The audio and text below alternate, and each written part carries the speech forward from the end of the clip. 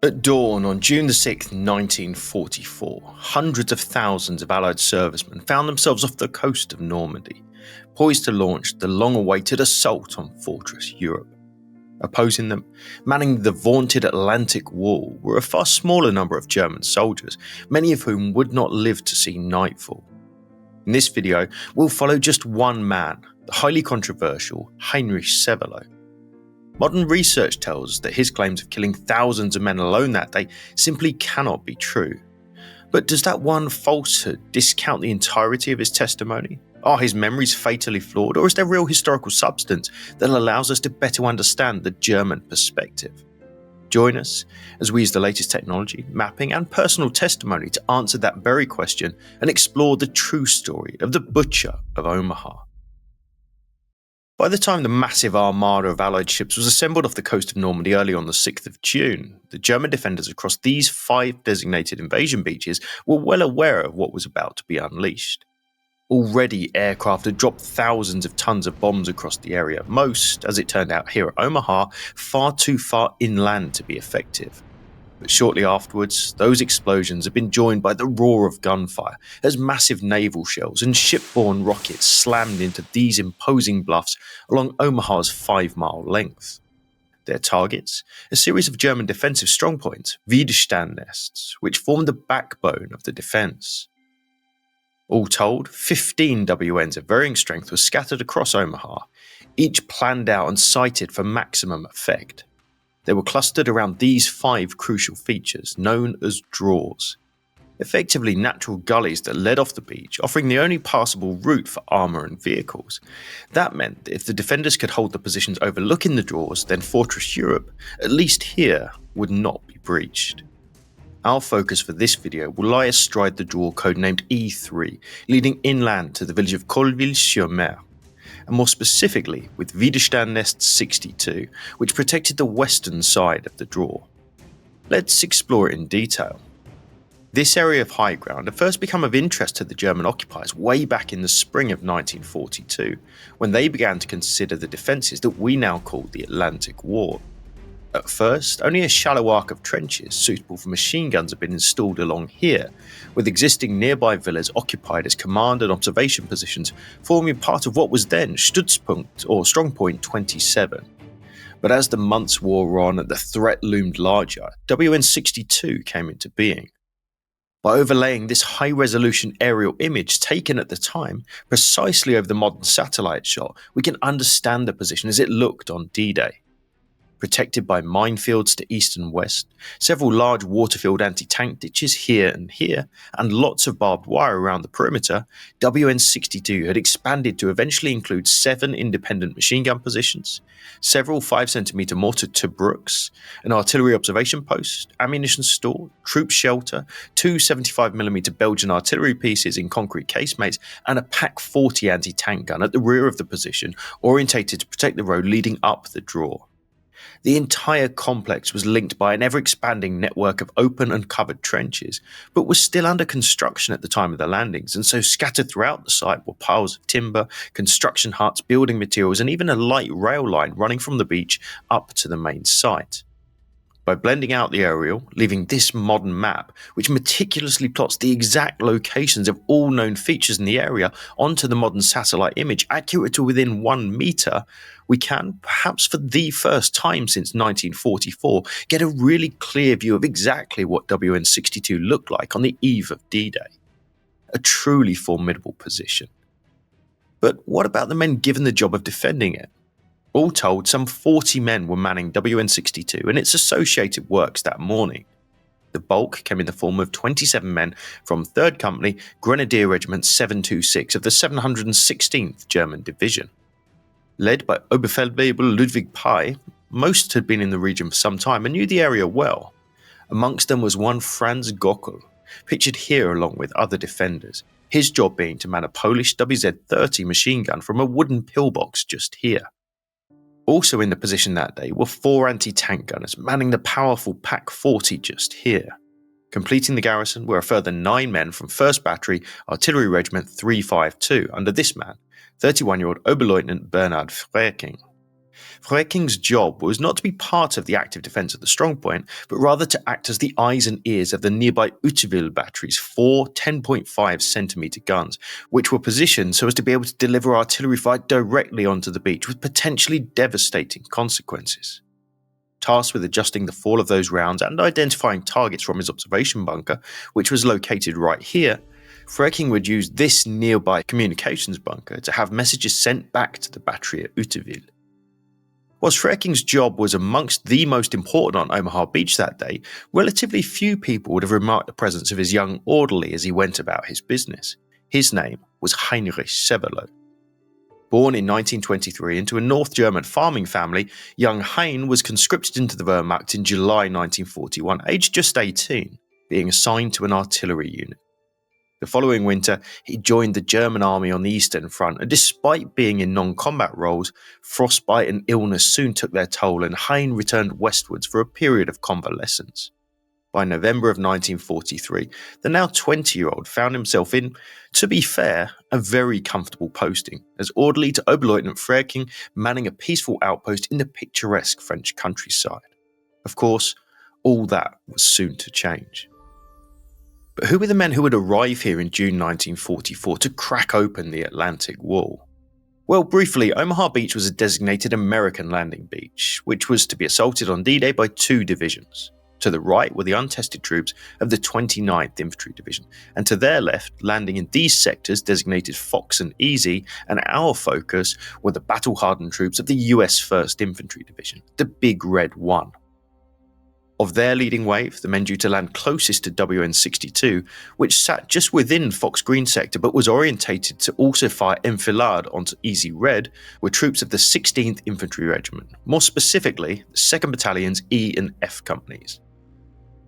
Landing in several waves from 6:30 am following a massive air and sea bombardment, troops of the 16th Regimental Combat Team were meant to hit the shore right here in this area between WN-62 and 64, which was actually fairly lightly defended. But it wasn't to be. Strong currents, heavy smoke and dust and confusion would see most of the leading wave of the 16th drift directly into the teeth of WN-62. In just moments after landing, chaos erupted as the waterlogged, seasick and terrified men of the leading wave spilled from their landing craft and struggled to reach the shore to begin a more than 400-metre journey under heavy fire to reach the dubious safety of a small shingle bank at the foot of the bluffs. Let's switch over to the German perspective and hear from Heinrich Severloh from his 2000 memoir, which was ghostwritten by a German amateur historian, Helmut Karl von Keusgen, who recalled the first moments. I noticed a large, thin boat in our bay, coming from the northeast towards our wide, ebb-tide beach directly in front of our sector, and 600 meters from our strongpoint, Widerstandsnest 62. It was a troop landing ship, with shallow hull and pointed bow, on either side of which large gangplanks were lowered. A large number of soldiers appeared at the railing and began to go down the gangplanks, loaded with weapons and equipment. One could see it clearly, though we had always spoken about the Tommies we expected. They descended the gangplanks calmly, in orderly columns, and jumped into the cold, chest-to-shoulder high water. Many went under for a moment, and half swimming, half wading, they began to move slowly towards the beach in front of our strongpoint. At this time, it was almost completely quiet in the bay, and not a single shot was being fired. We had strict orders to wait until the GIs were only about 400 meters from the upper beach and in knee-deep water. I ran to the communications bunker about 20 meters distant and called, "Now it's starting, they are landing." Let's take some time to examine exactly what Severloh said here. Does it match the historical record? In fact, before that, we should really clarify if he was even there on that day at all. Well, the simple answer to that is yes. His unit and his officer Frecking are both referenced in numerous contemporary records as being present at WN-62. Severloh himself was provably Frecking's orderly and therefore was certainly present. Actually, his description of the physical position he occupied at the outset of the battle can be corroborated. The communications bunker he referred to, 20 meters away from his position, is known to be this one, identifiable right here. With Frecking's bunker also known to be this one right here, and Severloh's assertion in his book that he was firing from a trench position about 7 meters to the right of Frecking, it leads us to this U-shaped spot. Actually, that classic U-shape is exactly the kind of location we see in wartime images for German static machine gun emplacements, so at least from that perspective, it makes sense. We should also consider Severloh's actual view. We know that most of the 16th leading wave landed in this general area, and that most of the fire reported came from around WN62. So with Severloh's viewpoint and measuring out to 2,000 yards, the maximum effective range of an MG42, the weapon he reported he was using, we can say that theoretically at least, Severloh could have fired on any troops within this arc of fire. But let's reconsider what Severloh says. He clearly refers to a tall ship with gangplanks either side, being the first to land, or at least the first that he saw. His distinctive description is not of this, the small LVCP or Higgins boat, with its single drop ramp, but almost certainly an LCI, a landing craft infantry, with its unmistakable twin gangways. But did any LCIs come in the leading wave? The simple answer is no. The first LCI, 491, came ashore on Easy Red sector at HL plus 90 minutes. That's to say around 8 AM. And while Severloh's description of an LCI on that day is accurate, including the US markings visible on the bow, by the time they did come in, the tide had also done so, meaning that the area to cross was significantly shorter than the 600 meters he mentions.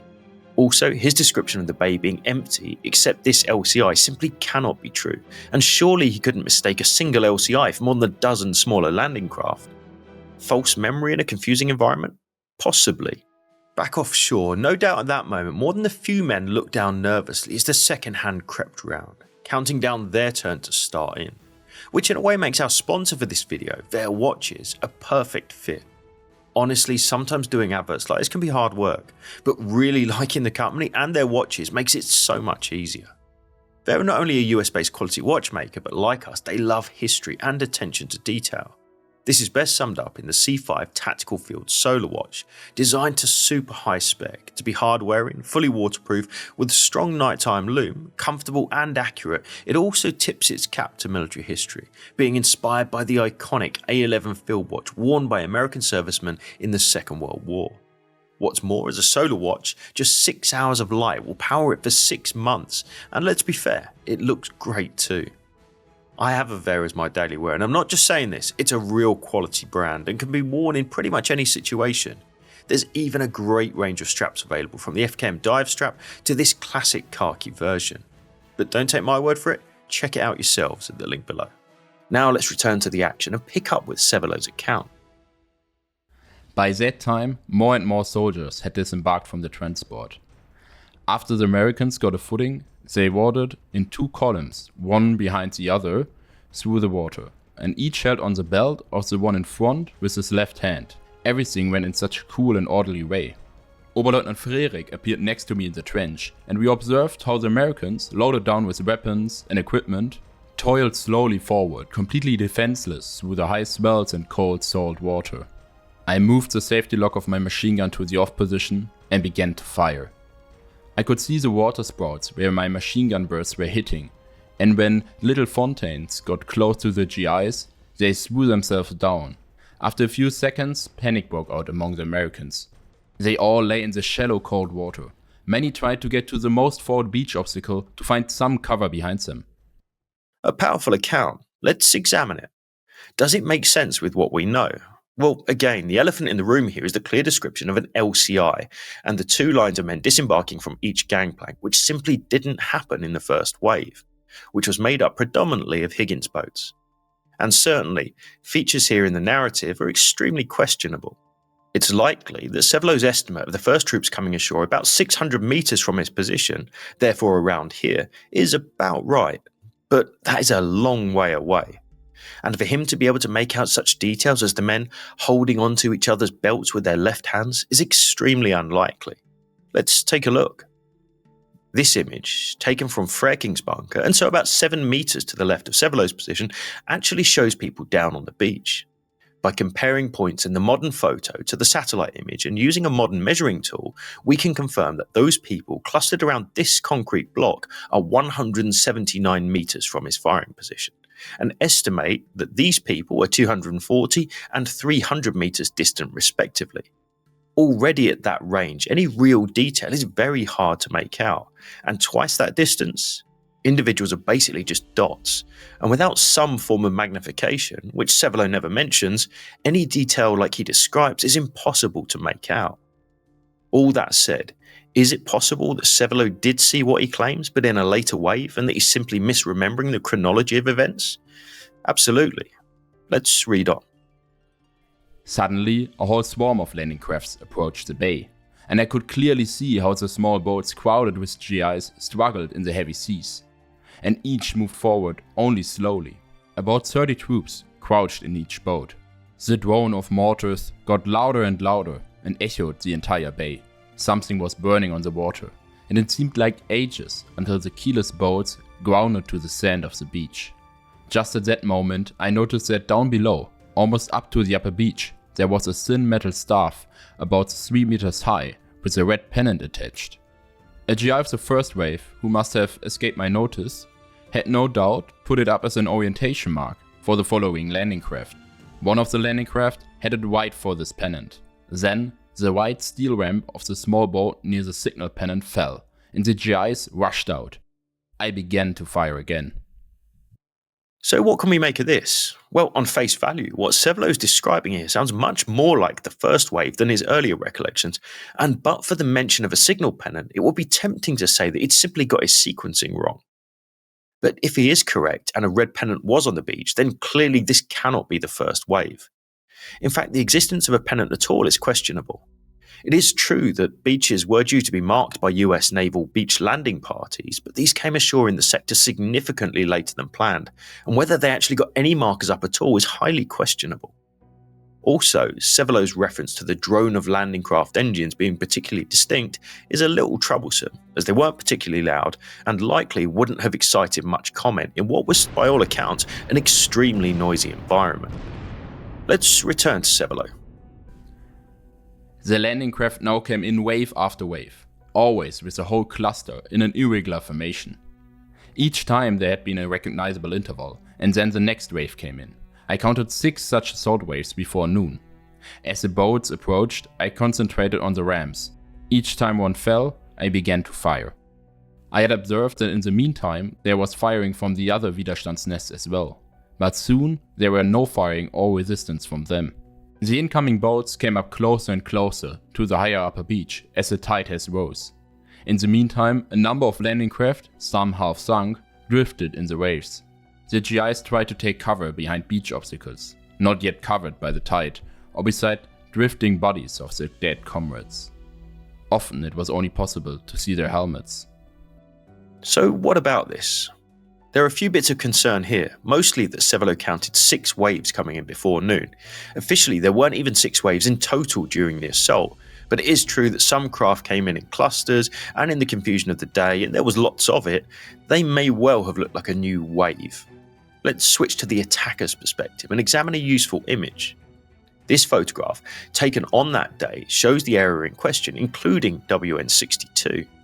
By triangulating the various visible positions, such as the 2 75mm artillery casemates and prominent trench lines, we can actually identify the location that Severloh was occupying at the time as being right here.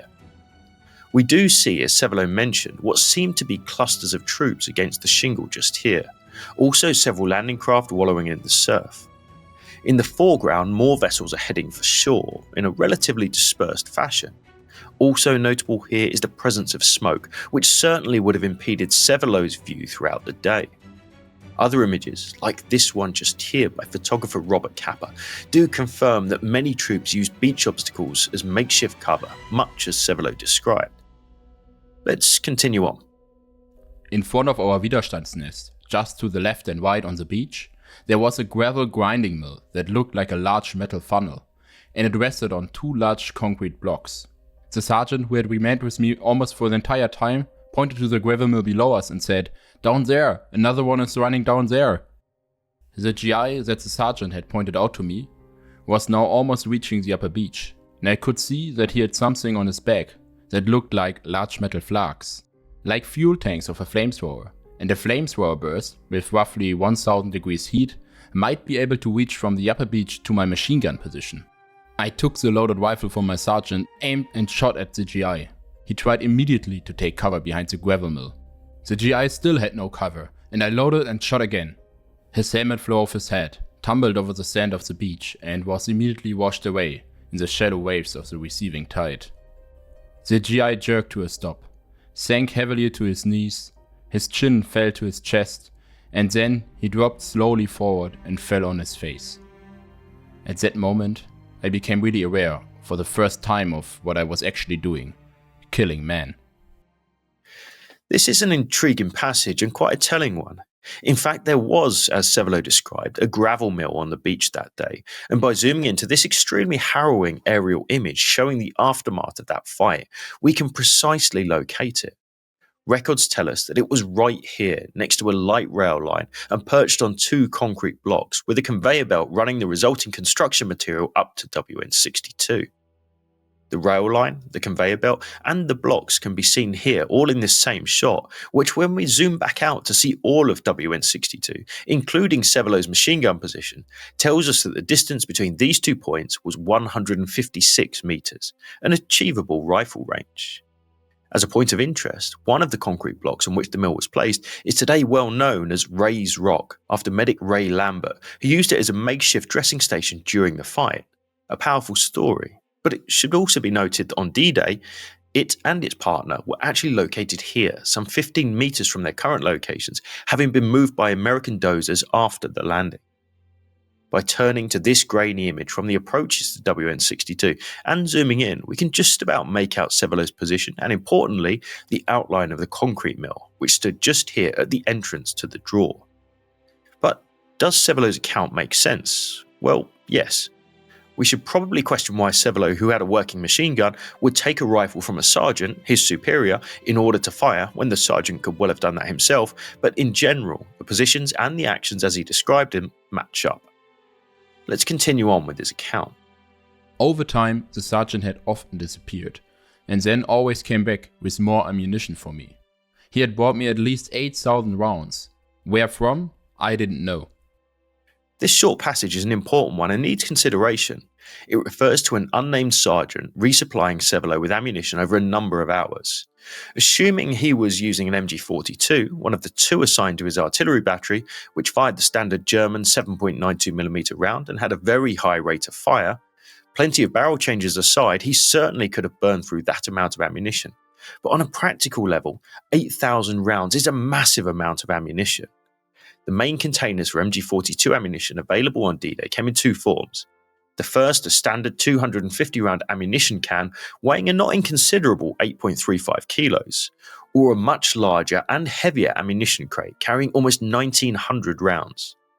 If Severloh, as he claims, was supplied with ammunition by that same one man throughout the day, he must have delivered at least 32 individual ammunition cans or 5 huge crates to him alone. That's without considering the ammunition requirements and limited available supply for the 7 other known machine gun positions at WN62. Unlikely, but not impossible. In fact, Severloh goes on to state that he fired a total of 12,400, though he also stated 13,500 rounds that day, plus a further 400 rounds from his rifle, which in itself is a staggering amount and would certainly have been an extremely painful experience. Where he got those numbers from today, we don't know, but almost certainly he wouldn't have been keeping an accurate count. In addition, no single position at WN62 after the fight has been documented as being found with 50 plus discarded ammunition cans, presumably lying all around it. Let's follow Severloh a little further. I had shot so many thousands of rounds from my machine gun, and now I had to switch to ammunition made for night fighting. Every fifth bullet was a tracer. Also, I was aware of the risk that the Americans were more able to identify my exact position when I was firing. I began to shoot. Shortly thereafter, a shell landed directly in front of my position. A dark fontaine of dirt and sandstone tore my machine gun right out of my hands while I was firing and tossed it back over me, whereupon I halted the machine gun back and examined it for a moment for possible damage, but I couldn't see any. Then I concentrated again on the Americans below on the beach. A moment later, my machine gun was again torn away by a shell that landed close by me, and within 10 minutes, twice more. I learned only later that it had been the US destroyer Frankfurt that had targeted me with a number of rounds from a distance of 3 kilometers. My conspicuous tracer ammunition had given me away. We can examine this claim too, in fact with great detail, because the firing logs for the USS Frankfurt for the 6th of June still exist, which report the following. 0835 proceeded via Fire Support Channel 3 to a position about 1,200 yards off Easy Red. The ship remained in the area for 7 hours, remaining between 1,500 and 800 yards off the beach throughout this time. The report goes on to state that in total 343 rounds of 5-inch caliber were fired throughout the day and lists each and every target that was attacked. None of them were at WN62. So where exactly Severloh, or perhaps more likely his ghostwriter, got this information is unclear, but also incorrect. As Severloh's narrative continues, he goes on to describe troops seen moving around his flank in this area around 3 p.m. In fact, though he himself admits he didn't know it, Americans had been climbing the bluffs in what is today referred to as Spalding Straw much earlier than that, and by now his position was in very real danger of being attacked from flank and rear. Moments later, Severloh recalled Oberleutnant Frecking's observation position to his left taking a direct hit, which in fact it does show signs of to this day. And when the two wounded officers within staggered out, they engaged Severloh in a short conversation, simply saying, "It's time for all of us to get out and abandon our position up here." In due course, that's exactly what happened, with Heinrich Severloh and the survivors of WN62 abandoning the position as their American counterparts, who had endured such hell on the beaches below, finally claimed the strong point, and the fight for the Colville draw was over. There's no doubt that what came to pass on the 6th of June was a horrific experience for all of those involved. Severloh himself was wounded a short time later whilst attempting to make his escape and taken prisoner the following day, whilst Frecking was killed and is today buried at Le Combe German Military Cemetery. Well, what can we make of Severloh's account? Perhaps top of the list of those problematic claims can be found in the estimate of the casualties he inflicted that day. In one interview he said, "It was certainly more than 1,000. More likely more than 2,000 men." In fact, on more than one occasion, that same figure has been used to refer to men killed rather than casualties. That is to say, killed, wounded and missing combined, which simply cannot be correct. But let's stick with casualties and examine the numbers. Omaha, despite its notoriety, is actually very tricky to establish accurate casualty numbers for, but we do have some idea. The most authoritative account, compiled with all the available records for the two divisions leading the landings, gives total casualties at Omaha Beach as in excess of 2,800 men. That is along its entire 5-mile or 8-kilometer length, including 842 officers and men killed, with a further 715 missing, some of whom would later be reported killed, whilst others would return to their units.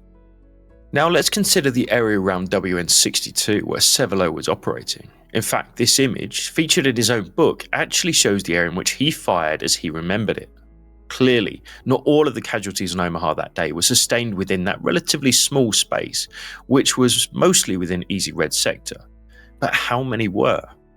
Records for the 1st Infantry Division, which predominantly, but not exclusively, landed here, are more precise. In total, they reported 1,346 casualties, of which 104 were killed, 940 wounded, and 411 missing. This, of course, does not include other units who landed here were not part of the 1st Division, but they certainly make up the largest number in the total casualty figure for this area in question. Even if we take those numbers as accurate, are we really to assume that Severloh was responsible for every one of those casualties? At WN62 alone, there were multiple machine gun positions operating that day, as well as the ever-present mines, riflemen, mortars, artillery and machine guns from other WNs, all of which took their toll on landing troops. In short, it's impossible to say how many casualties Severloh, who was not a fully trained machine gunner, caused on D-Day. Maybe dozens, maybe even hundreds. But it's very unlikely he was responsible for causing 1,000 casualties, let alone more. And there's a point we should make right here. Those who lost their lives on that day were not statistics, but each one an individual who willingly stormed ashore into a nightmare to play their part in the liberation of Europe that they would not live to see. So, to conclude, was Heinrich Severloh an imposter or even a liar who had his own agenda in fabricating a story for fame or for some other motive? Actually, I don't think so. Undoubtedly, he made claims that weren't true, but he, like many other veterans, admitted that his view of that day was far from complete. It was also an extremely chaotic and traumatic environment. Certainly, the value of his memoir is very limited, and we do have to question why that might be. Perhaps the attention that his recollections brought him and what he learned of that day after the war affected which of his memories were real and which were not. Perhaps his ghost-written memoir, of which many of those false claims are based, distorted fact from fiction and stretched the truth significantly. And maybe an elderly man was swept up with the many theories created in the age of the internet. But I, for one, do not think that he was trying to be deceptive. He was there, he did take part, and in that respect, his own actions speak loudest. Heinrich Severloh was genuinely remorseful about the part he played in D-Day, and returned to Normandy many times in his later years, not to show off about what he did, but rather to pay his respects to the fallen. What happened here never left him, and year after year, even at the age of 81, he made a pilgrimage back to the battlefield.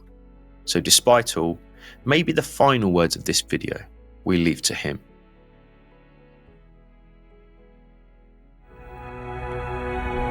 Ob man will oder nicht, man wird doll beeinflusst von diesen Gräbern hier, wenn man weiß, dass da so viele gestorben sind, nur weil ich da mit einem MG gewesen bin. Weil jeder von diesen Bengels, der tut einen ja leid. Ne? Der hatte genauso Vater und Mutter wie ich, bloß ich habe sie überstanden, ich habe sie wiedergesehen. Thanks for watching. We want to say a special thanks to historian Michael Ackerman, whose detailed mapping of WN62 and knowledge of the fight that took place here on D-Day has been essential in creating this video. If you'd like to know more about the story of D-Day on Omaha Beach, be sure to check out our other videos right here on YouTube. Finally, for those who love podcasts, why not check out World War II, Both Sides of the Wire, where each week our historians Professor Matthias Strone and Jesse Alexander explore many of the most famous episodes from throughout the Second World War from both the Allied and Axis perspectives. That's all this time. We'll see you again soon.